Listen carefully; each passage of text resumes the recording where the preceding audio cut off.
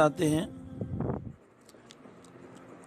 کبھی کبھی یہ حالات انفرادی بھی آتے ہیں، اجتماعی طور پر بھی آتے ہیں۔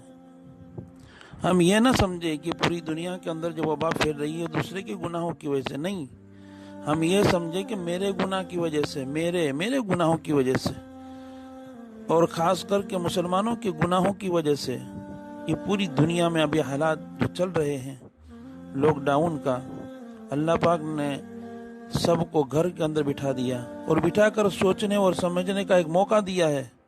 کہ ابھی بھی ایک بار سمجھ لو، ابھی بھی ایک بار۔ اور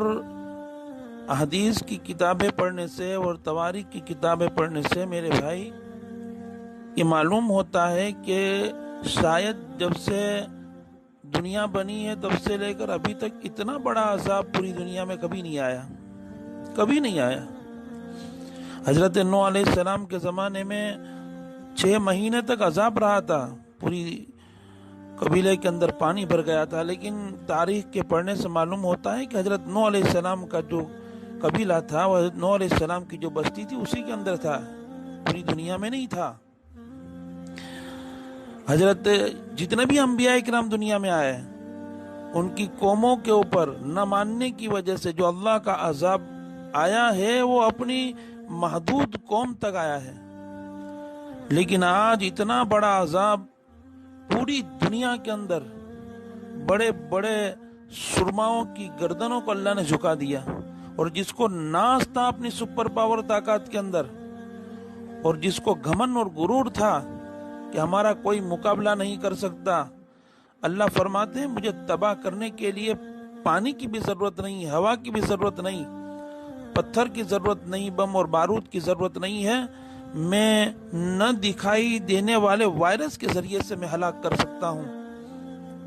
اور ہلاک لوگ ہو رہے ہیں، لاکھوں لوگ مر گئے، لاکھوں لوگ، اور ایسی نوبت کبھی آئی نہیں ہوگی کہ بغیر غسل کیے ہوئے، بغیر جنازے پڑے ہوئے لوگوں کو دفنایا جائے گا۔ بچہ ماں کا منہ دیکھ نہیں سکتا، ماں بچے کے منہ نہیں دیکھ سکتی،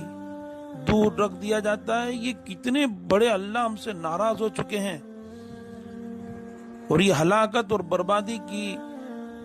انتہا کو پہنچے ہوئے ہیں۔ اللہ پاک نے گھر میں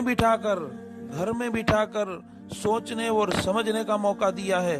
اور خاص کر کے اللہ نے کہا مسلمانوں تم سمجھ لو اور تم سوچ لو۔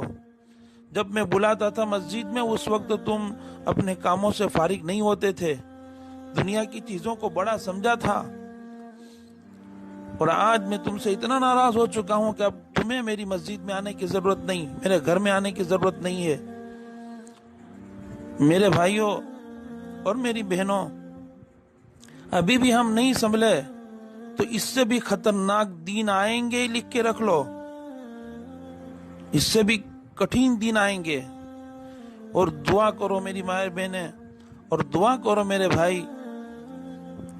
کہ اللہ ایمان پر خاتمہ دے، اللہ ایمان پر خاتمہ دے۔